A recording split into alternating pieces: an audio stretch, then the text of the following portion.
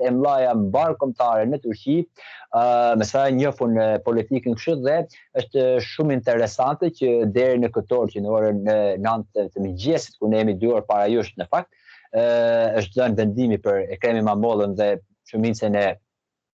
të arrestuarve. Shumë interesant që presidenti Erdogan ende nuk ka bërë asnjë prononcim, ku Erdogani për të gjëra shumë i shpejtë, ka bërë vetëm një prononcim në mediat sociale ministri i drejtësisë, ku tha prisit e presin vendimet, mos u ngucni, me këtë dhe në çdo lloj mënyre, opozita thotë që sonde ne do të jemi në sheshe, do të jemi në rrugë. Por një gjë që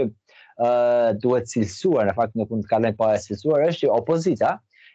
sot në orën 8 të mëngjesit deri në orën 5, në orën 17, ku ka zgjatur edhe 2 orë tjetër, ka bërë tashmë deri në orën 19:00 në orën lokale turke, ka pas një referendum brenda partisë, si themi ne, siç e kishte ju tek PD-ja, zgjedhjet primare, siç e kishin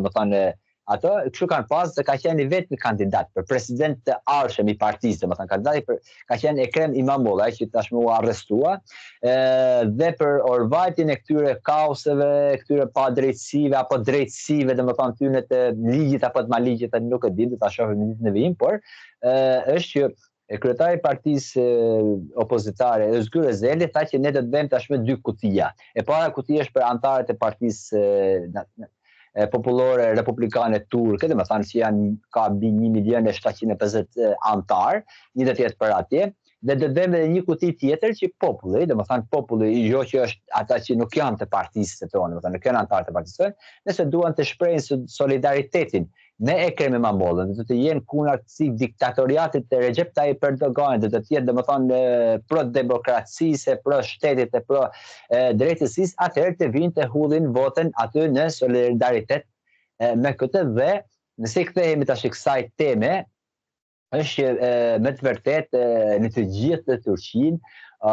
ka një numër, ka rrallë me 3-4 kilometër që njerëzit po shkojnë. Jo antarët e partisë, po edhe të tjerë. Por se sa do jenë shifrat, si do jenë shifrat, normalisht që duhet të presim, sepse kemi edhe 45 minuta kohë, që do të mbyllen kutitë e votimit dhe pas asaj do të numërohen nga qelia për sa më shumë për të votuar. Po, edhe kjo ishte thirrje e Ekrem İmamoğlu dhe pasi që gjykata dha vendimin e saj për të mbajtur në arrest në burg Ekrem İmamoğlu, kryetari i partisë Özgür Özel tha që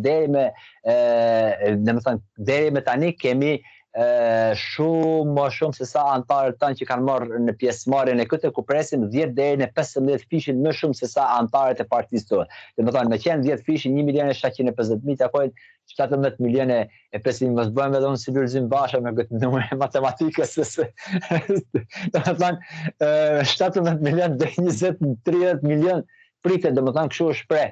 Por normalisht që të kuptuar edhe kjo që janë edhe për të frymëzuar popullin për të deklarata, por me sa duket deri me tani, me sa kam marrë të dhëna unë nga qytetet e ndryshme, rrethet e ndryshme, pavarësisht se jemi të fokusuar në vendimet e gjykatave dhe çfarë lëvizje po bën, çfarë taktika po bën qeveria e Erdoganit në lidhje pas këtyre gjërave,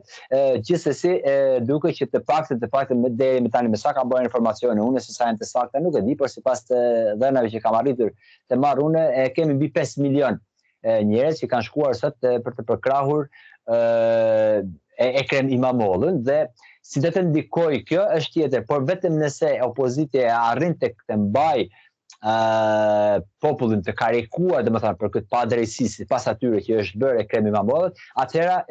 shumë shpejt do të kemi edhe ndryshime dhe nga vendimet e gjykatës, sepse siç dihet gjyqësorja është i pavarur, normalisht është i pavarur edhe në Shqipëri edhe në Turqi në të gjithë botën, por gjyqësori gjithmonë ka qenë i pavarur, dhe sidomos ne shohim në 100 vitet e shtetit modern turk apo edhe 100 vitet e shtetit modern shqiptar, gjithmonë ka qenë i pavarur, por drejtësia